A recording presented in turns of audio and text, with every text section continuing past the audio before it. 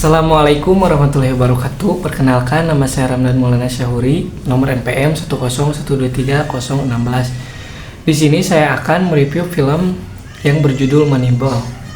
Film Moneyball yang disutradarai oleh Bennett Miller pada 23 September 2011. Moneyball merupakan film biografi salah satu tim fenomenal dalam sejarah baseball tahun 2002. Film ini merupakan adaptasi dari buku non-fiksi karya Michael Lewis pada tahun 2003 dengan nama tokoh cerita yang asli pada kehidupan nyata. Awal cerita kita akan melihat kegundahan pikiran manajer umum Oakland Athletics, yakni Billy Beane yang dimainkan oleh aktor Brad Pitt. Kala itu Billy merasa kecewa dan terluka atas kekalahan timnya karena dikalahkan oleh New York Yankees dalam divisi Liga Amerika 2001. Beberapa faktor penyebab itu semua adalah kurangnya kerja sama antar pemain dan isu kepergian 3 pemain bintang secara gratis. Ketiga pemain tersebut adalah Johnny Damon, Jason Gamby, dan Jason Isringhausen yang tersinyalir karena performa buruk sepanjang musim ini dan krisis finansial klub. Billy harus mencari para pemain pengganti dengan harga yang terjangkau dengan berkunjung ke kantor tim Cleveland Indians. Awalnya negosiasi berjalan cukup lancar antara Billy dengan pemilik tim tersebut. Hingga menit-menit akhir kesepakatan batal terjadi. Aktor utama kegagalan tersebut adalah Peter Brand yang saat itu bekerja sebagai staf internal tim. Billy yang terlihat senang langsung menemui Peter untuk menanyakan alasan kegagalan tersebut. Peter seorang lulusan baru dari jurusan ekonomi Yale dengan ide radikal tentang cara menilai kualitas pemain baseball berdasarkan teknologi sabermetric. Ia pun mulai menjelaskan teorinya secara rinci dan alasan kegagalan negosiasi tersebut. Namun Billy yang sedang buntu malah tertarik dengan gagasan Peter dan mengajak bergabung sebagai sistem manajer dalam timnya. Alhasil, kedua sosok ini pun langsung mencari para pemain potensial tinggi yang akan mereka rekrut ke Oakland dengan harga terjangkau. Akhirnya, mereka menemukan 3 pemain potensial dengan harga murah karena reputasi kurang menarik untuk para scouting club. Pemain itu adalah Chad Bradford yang berposisi sebagai pitcher yang tidak menonjol, dan David Justice merupakan pemain asing dengan usia senja. Terakhir, Scott Hedberg yang berposisi sebagai penangkap bola yang memiliki riwayat cedera panjang.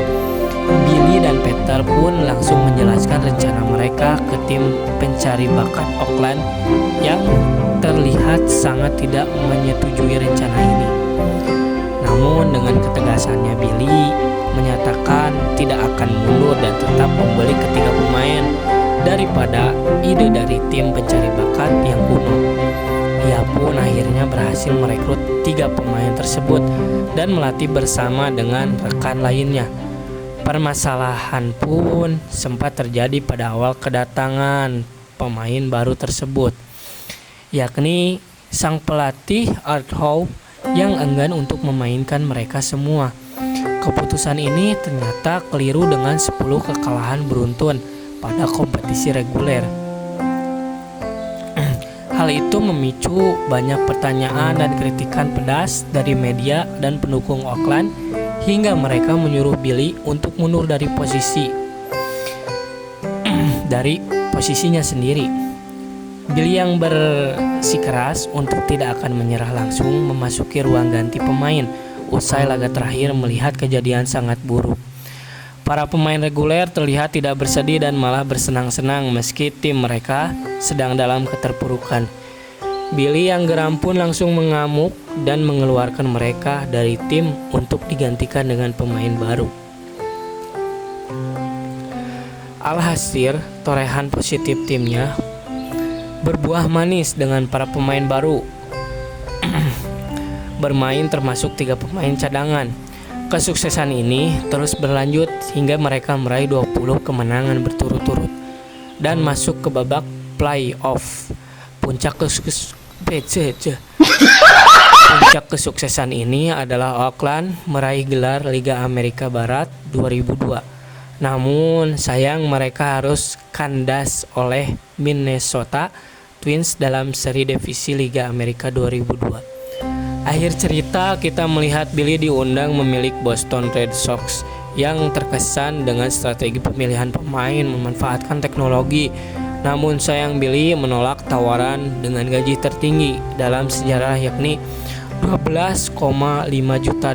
Film Moneyball merupakan film fenomenal pada masanya dan memperoleh pendapatan komersial dengan total $110,2 juta Amerika Serikat. Padahal biaya perbuatannya hanya sekitar $50 juta US. Dari film tadi kita banyak mendapatkan pesan moral, terutama dari karakter Ben ini, mulai dari kesetiaan, ketanggungjawaban, dan kekokohan percaya dirinya terhadap usahanya sendiri. Dan kita harus bersikeras dalam usaha untuk mencapai tujuan yang ingin kita capai, utamanya dalam mendapatkan resiko dari apa yang kita perbuat. Cukup sekian yang dapat saya sampaikan. Wassalamualaikum warahmatullahi wabarakatuh.